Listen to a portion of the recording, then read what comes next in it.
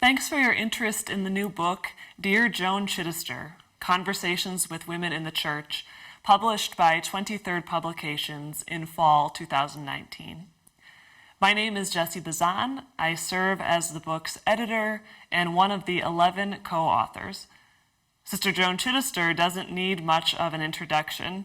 She's a best-selling author whose prophetic work has touched lives around the world for decades. And she's a friend of Oprah's. The other 10 of us are feminist theologians in our 20s and 30s. We all have or are working on master's degrees in theology.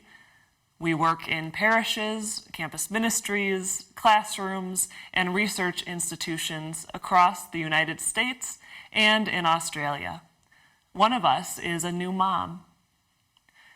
The 10 of us met each other and Sister Joan in summer 2018 in Erie, Pennsylvania, at the Joan Chittister Institute for Contemporary Spirituality. During our first night together, Joan stood up and with deep conviction demanded that we tell our truths. Shout your truth, Joan instructed. Many will tell you to quit, soften it, be more careful. But if you want to make even the slightest change, do not listen to them. Keep shouting. Shout louder. That's what it means to be a witness. Over the next 2 weeks, we did just that. We spoke our truths about seminary, sexuality, the sacraments, and more. We reveled in time spent with other young Catholic women who get it, and older Benedictine sisters who get it too. Being a Catholic woman or part of any marginalized group can be isolating. We need spaces to be authentic and to ask difficult questions. We need others who live in the tension of being hurt by a church that we deeply, deeply love. As our 2 weeks came to a close, I started thinking about how to sustain this sisterhood and invite others into our sacred space. I suggested the book idea to Joan and the other young women, and they all said yes, so we got to work.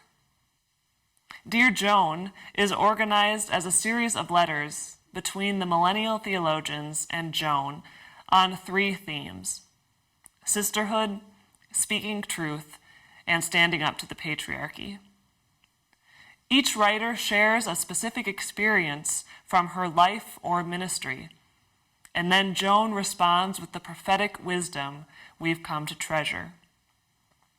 We touch on topics like sisters, saints, identity, friendship, community, sexuality, rejection, abuse, injustice, and grief.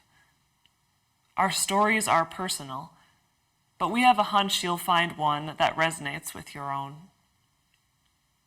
My co-authors and I offer this book as a model of the church we're working to shape.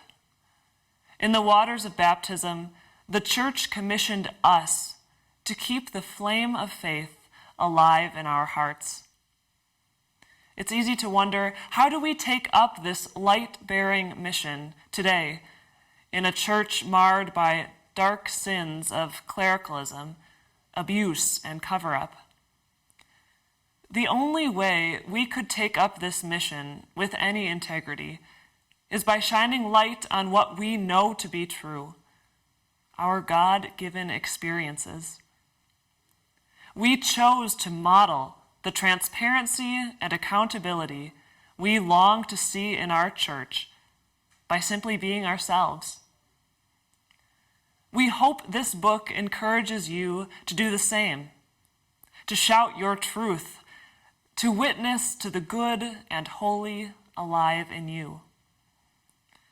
Use this book as a chance to start conversations with others in your community about the callings, challenges, and desires that matter most to you.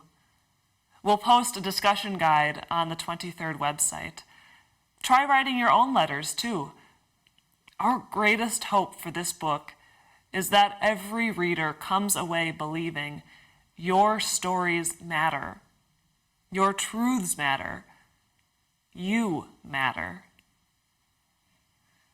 May the blessings of God who creates, redeems, and sanctifies be with you today and every day.